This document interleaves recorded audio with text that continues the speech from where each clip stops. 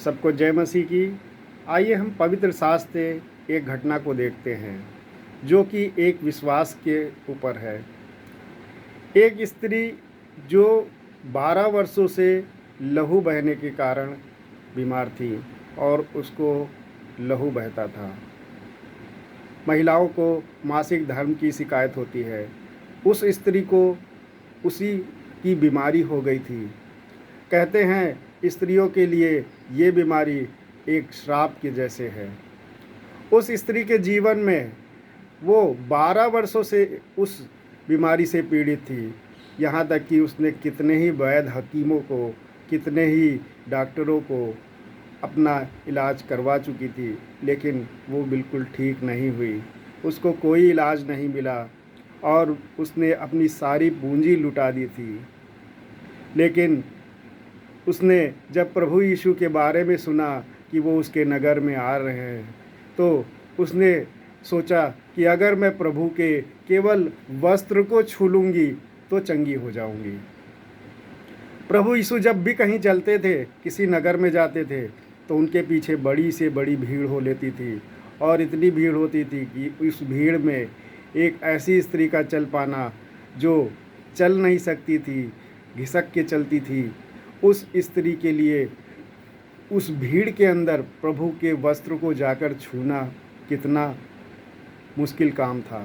लेकिन वो किसी तरह से मार्ग में बैठी थी और उसने सोचा था कि प्रभु जब इस भीड़ मार्ग से निकलेंगे तो मैं उनके वस्त्र को छू लूँगी और मैं चंगी हो जाऊँगी। प्रभु यीशु के ऊपर भीड़ गिरती पड़ती थी और तभी उस स्त्री ने प्रभु के पास आने पर उस प्रभु के वस्त्र को छुआ तो प्रभु यीशु कहने लगे कि मेरे अंदर से सामर्थ्य निकली, किसी ने मुझको छुआ।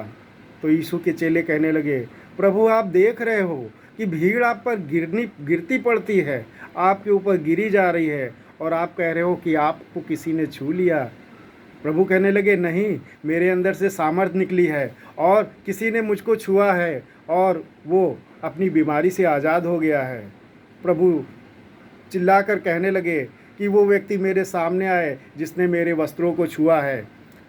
वो स्त्री बहुत डरते हुए प्रभु के पास आई, क्योंकि ऐसी स्त्रियों को पहले के समय में अशुद्ध माना जाता था और वो किसी पवित्र व्यक्ति को तो बिल्कुल नहीं छू सकती थी। उसको यहाँ तक कि घर से बाहर निकलने की भी आज्ञा नहीं थी, लेकिन उस स्त्री ने परमेश्वर को छुआ। जब वो स्त्री बहुत डरते हुए प्रभु के पास आई तो प्रभु उसके पास जाते हैं और उससे कहते हैं कि बेटी, तेरे विश्वास ने तुझको चंगा किया, इसलिए जा और अपने जीवन को जी।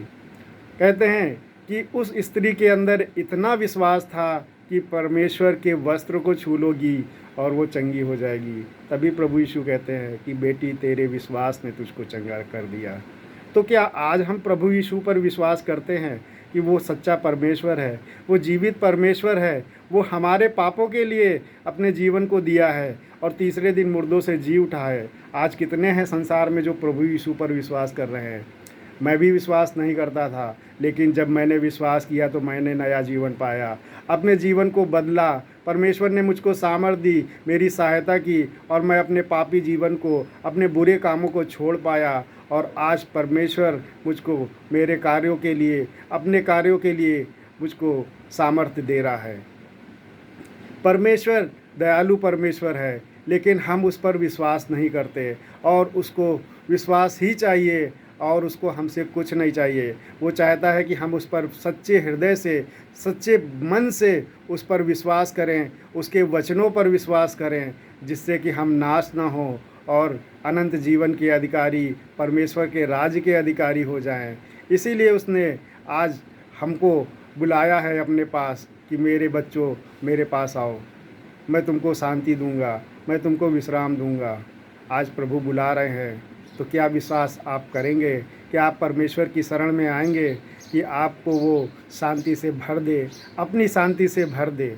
आइए प्रभु के पास, प्रभु बहुत दयालु है, आपके सारे पापों को क्षमा कर देंगे। जय मसीह की।